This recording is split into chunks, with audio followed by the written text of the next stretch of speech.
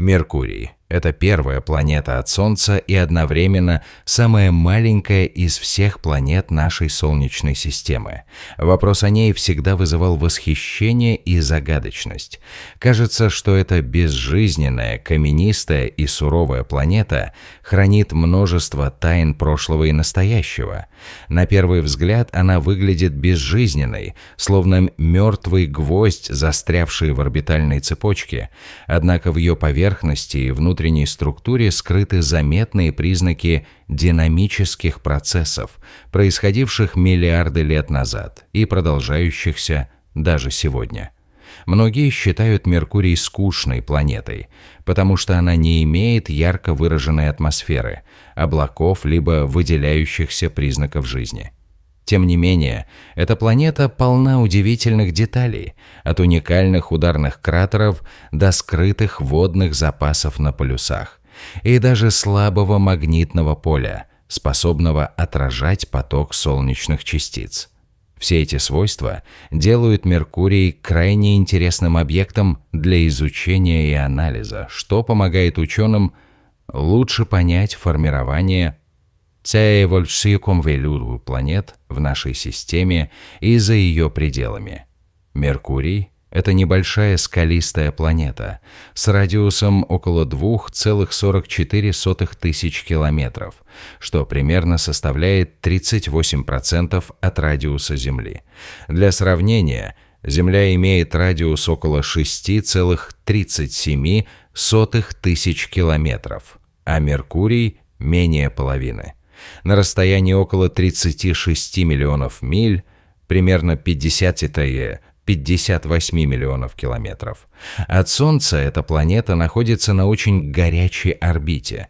В среднем ее орбитальный радиус составляет 57,9 миллионов километров, что значительно ближе к звезде, чем орбиты Земли или Венеры. Один орбитальный цикл Меркурия длится примерно 88 дней, что означает, что полноценное прохождение путем вокруг Солнца занимает меньше времени, чем год на нашей планете. Время вращения вокруг своей оси, один солнечный день, очень длинное, около 59 земных дней, что приводит к необычному явлению. В течение одного суток, от рассвета до заката или наоборот, на поверхности планеты сменяются очень длинные периоды температуры. Температурный режим Меркурия чрезвычайно экстремальный. Днем на поверхности температура может достигать примерно 800 градусов по Фаренгейту, около 427 градусов Цельсия, а ночью опускаться до минус 290 градусов по Фаренгейту, примерно минус 179 градусов Цельсия. Этот резкий перепад обусловлен малым объемом атмосферы, которая не способна удерживать тепло.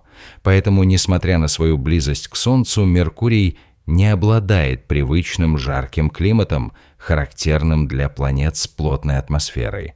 Кроме того, эта медленная планета вращается вокруг своей оси очень медленно, и чтобы сделать один полный оборот, ей требуется около 59 земных дней. Поэтому на поверхности в течение одного дня ночи Солнце движется крайне нежно, что создает уникальные условия для формирования различных геологических структур. Меркурий находится в особом орбитальном состоянии, которое ученые называют резидентным. Его орбитальный период и вращательный период связаны определенным соотношением 3:2. Это означает, что за каждые 3 прохождения вокруг Солнца планета совершает 2 полного вращения вокруг своей оси Б. Такой резонанс способствует стабилизации положения планеты и характерен для некоторых других небесных тел. Эксцентричность орбиты Меркурия, степень отклонения ее от идеальной окружности, довольно велика. Расстояние до Солнца варьируется от примерно 29 до 43 миллионов миль. Такое изменение обусловлено гравитационными взаимодействиями с другими планетами, особенно с Венерой и Юпитером. а также потенциальным влиянием предыдущих столкновений и космических катаклизмов, произошедших в ранней истории планеты. Несмотря на кажущуюся стабильность, существует гипотеза о том, что столкновение с гигантским объектом или крупным телом могло привести к изменению скорости вращения Меркурия и его орбиты, что объясняет уникальную резонансную настройку этой планеты. Этот процесс также мог повлиять на внутреннюю структуру и внутренние процессы, происходящие внутри планеты. Одна из уникальных особенностей Меркурия – наличие пылевого кольца, шириной около 9 миллионов миль, которое окружает планету. Это кольцо состоит из мелких частиц пыли, возникших из ударных кратеров, метеоритных столкновений или выбросов вулканической активности. Его существование связано с весьма активным взаимодействием планеты с потоком солнечного ветра, который способствует переносу мелких частиц. Магнитное поле Меркурия слабое по сравнению с магнитосферами Земли, однако оно играет важную роль в защите планеты от солнечных и космических потоков. Несмотря на свою слабость, оно достаточно эффективно отражает звездные ветры, потоки заряженных частиц, исходящих от Солнца. Обнаруженное магнитное поле свидетельствует о наличии внутри Меркурия жидкого металлистого ядра и высокой внутренней активности, что удивительно, учитывая его небольшой размер. Интересно, что магнитосфера Меркурия, вероятно, не герметична. Части магнитного поля могут уходить за пределы планетной окружности, что объясняет его необычное смещение, примерно на 20% от радиуса планеты. Это смещение влияет на распределение солнечных частиц, их проникновение внутрь магнитосферы и взаимодействие с поверхностью. На глубоком уровне Меркурий – это планета с очень плотным ядром, которая занимает примерно треть всей ее массы. То есть внутренний сердечник составляет около 42% от всей планеты, что для таких размеров очень много. Это ядро состоит преимущественно из железа и никеля и, вероятно, содержит также значительные запасы других металлов. Профессор Уильям Макдона и другие ученые считают, что столь большое металлическое ядро формировалось на ранних стадиях развития системы, когда планеты активно собирались из космических материй. Высокая концентрация металлов у Солнца могла ускорить процесс формирования металлического ядра внутри Меркурия, а затем его охлаждение и кристаллизацию повлияли на сегодняшнюю структуру. Существует несколько гипотез о происхождении и начальной истории Меркурия. Классическая теория предполагает, что планета сформировалась из остаточного материала протосолнечного диска примерно 4,6 миллиарда лет назад, иногда подвергаясь столкновениям и телепередачам с другими телами. Однако ученые отмечают, что крупные столкновения могли либо увеличить массу планеты, либо, напротив, сбросить часть ее вещества. Некоторые гипотезы указывают, что Меркурий первоначально был больше. Столкновения с крупными телами или даже гравитационные взаимодействия с другими планетами могли уменьшить его размер и даже стереть большую часть его внешней оболочки. Также предположительно, что массивные столкновения выбросили значительную часть массы, и это повлияло на финальную орбиту и внутреннюю структуру. Еще одна идея заключается в том, что в процессе формирования внутри системы солнечных планет он оказался на близкой к Солнцу орбите, где экстремальные условия привели к его нынешней, голой и железистой поверхности. Как бы там ни было, происхождение Меркурия остается предметом активных исследований. Изучение Меркурия сложная задача научных и технических. Высокая температура, близость к Солнцу и яркое освещение создают множество препятствий для космических аппаратов. Все же за последние десятилетия было проведено несколько важных миссий, которые значительно расширили наше понимание этой планеты. Первой успешной автоматической экспедицией стала миссия НАСА Маринер-10, запущенная в 1973 году. Она использовала гравитацию Венеры для ускорения и примерно за 3 года достигла Меркурия, сделав десятки тысяч снимков поверхности. В результате были обнаружены кратеры, магнитосфера и разреженная атмосфера. Вся поверхность была детально изучена, а карта половины поверхности стала важным вкладом в планетарные науки. Затем в 2011 году к Меркурию прибыла миссия Messenger, которая полностью изменила наш взгляд на эту планету. Аппарат привез новое оборудование для изучения магнитного поля, внутренней структуры, состава поверхности и других параметров.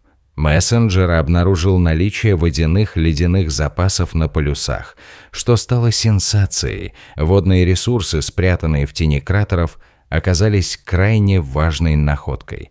Многие считают, что история геологической активности Меркурия насыщена аспектами, которые показывают его внутреннюю эволюцию.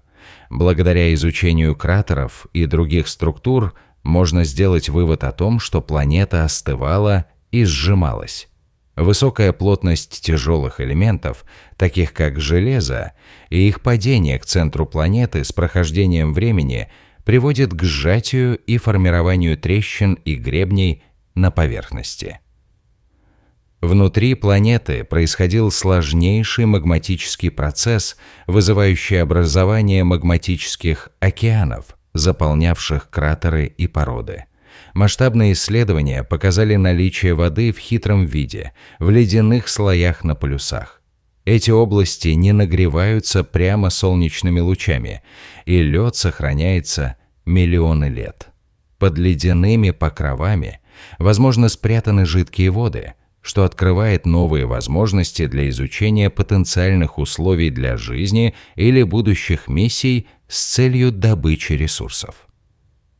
Обнаруженное магнитное поле свидетельствует о внутренней гидродинамической активности, хотя оно значительно слабее, чем у Земли. Смещение магнитосферы и аномалии внутри него оказывают влияние на процессы взаимодействия с солнечным ветром и формируют уникальные условия на поверхности.